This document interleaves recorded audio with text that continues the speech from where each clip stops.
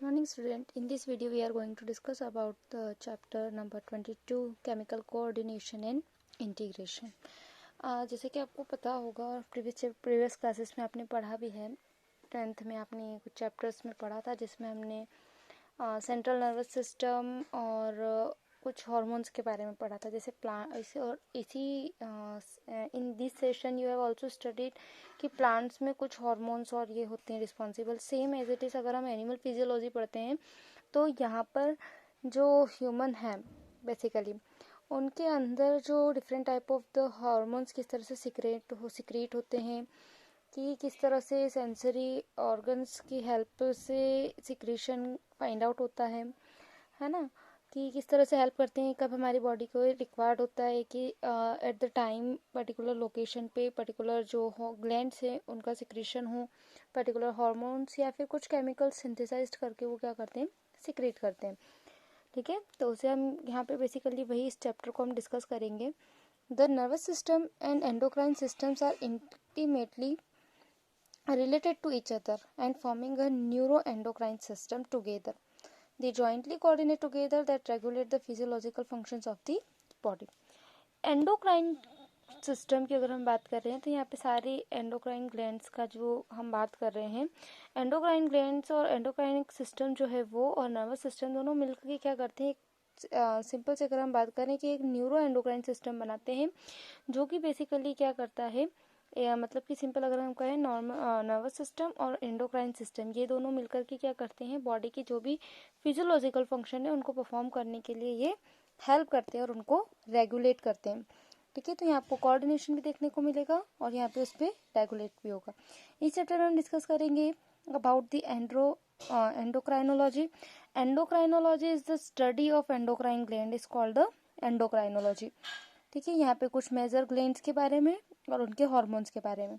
Endocrine glands and the hormones, human endocrine system as well, the structure and function of the major endocrine glands.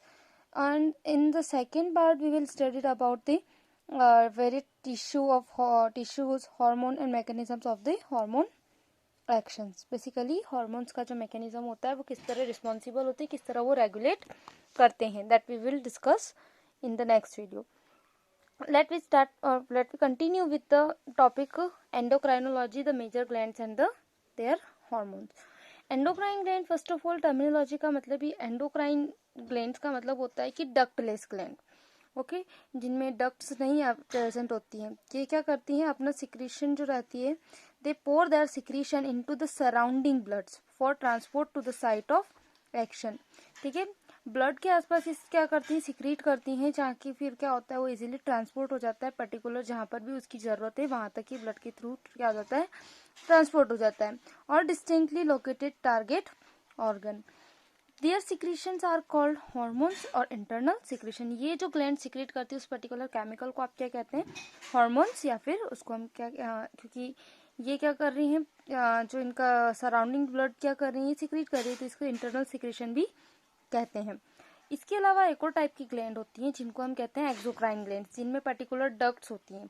ठीक है, जो कि particular जो secretion होता है उनका on to the body surface और into the cavities in the body are called the exocrine gland. जैसे कि लीवर हुआ, सलाइवरी ग्लैंड्स हुई, ये सब क्या कहलाती हैं, एक्सोक्राइन ग्लैंड कहलाती हैं.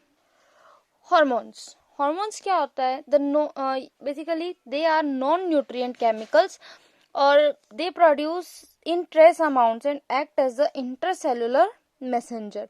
हार्मोन्स कोई न्यूट्रिएंट प्रोवाइड नहीं करते हैं बॉडी को, ये सिर्फ कुछ ट्रेस अमाउंट में सिक्रीट होते हैं, बहुत लिटिल बिट अमाउंट में इनका सिक्रीशन होता है और ये एक्ट करते हैं क्या, सेल टू सेल मैसेज पहुंचाने का काम करते हैं, एक्ट करते हैं as a intercellular messengers. They are responsible for the regulating the biological process in the body as well. Organized endocrine glands also secrete a number of new molecules in addition to the hormones. Vertebrates की अगर अंदर हम बात करें तो उनमें chemicals का number बहुत ज़्यादा होता है जो कि एक्ट करते हैं as a hormone. But invertebrates की केस में अगर हम बात करते हैं तो they possess very simple endocrine system with few hormones. और यहाँ अगर हम हार्मोन्स की बात कर रहे हैं तो first hormone was discovered by William M Bayliss and Ernest H Starling in 1903। और हम पहले डिस्कस कर चुके हैं कि एंडोक्राइनोलॉजी हम किसे कहते हैं, एंडोक्राइन ग्लैंड की स्टडी को हम क्या कहते हैं, और उनके जो हार्मोन सिक्रीशन होता है उसकी स्टडी को हम क्या कहते हैं, एंडोक्राइनोलॉजी कहते हैं। Let we discuss about the human endocrine system. Human endocrine system की अगर हम बात करें तो पूरे सिस्टम हम यहाँ वर्ड यूज कर रहे हैं, okay, not gland, endocrine gland और हॉर्मोन्स, ठीक है। ये जो पूरा एक नेटवर्क बनता है इसको आप क्या कहते हैं, एंडोक्राइन सिस्टम कहते हैं। In an endocrine system, the hormones from one gland may stimulate, inhibit another endocrine gland. वो किसी को स्टिमुलेट कर सकते हैं या फिर वो किसी अदर ग्लैंड को क्या करें, इनहिबिट कर सकते हैं, ओके। ये वरी करते हैं स्ट्रक्चर में। टाइप्स ऑफ, अगर हम एंडोक्राइन ग्लैंड्स की बात करें तो two type of endocrine glands basically here, pure endocrine glands और partial endocrine gland. Pure endocrine gland की अगर हम बात करें तो ये पूरी तरह से क्या काम करती हैं, सिक्रीशन का काम करती हैं, किसके, हॉर्मोन्स के।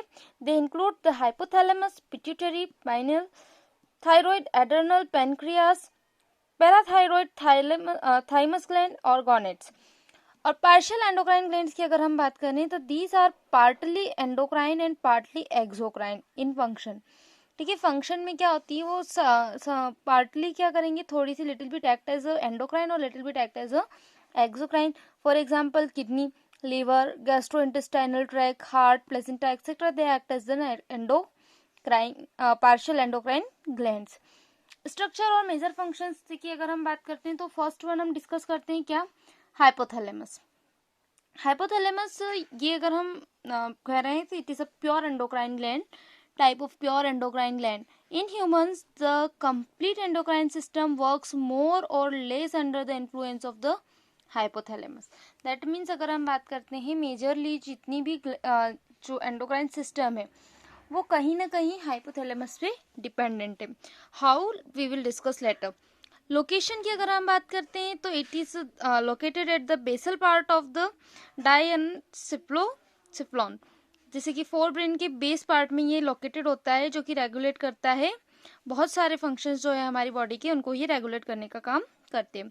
ओरिजिन की अगर हम बात करें तो जैसे कि ब्रेन के जो अदर पार्ट्स बनते हैं, एक्टोडर्म ऑफ द एम्ब्रियो, उससे ये क्या होते हैं, डेवलप होते हैं। It is composed of the nerves tissue, connects with the anterior lobe of pituitary by the hypophyseal portal, blood vessels and the posterior lobe of pituitary by the axon of its neurons, ठीक है।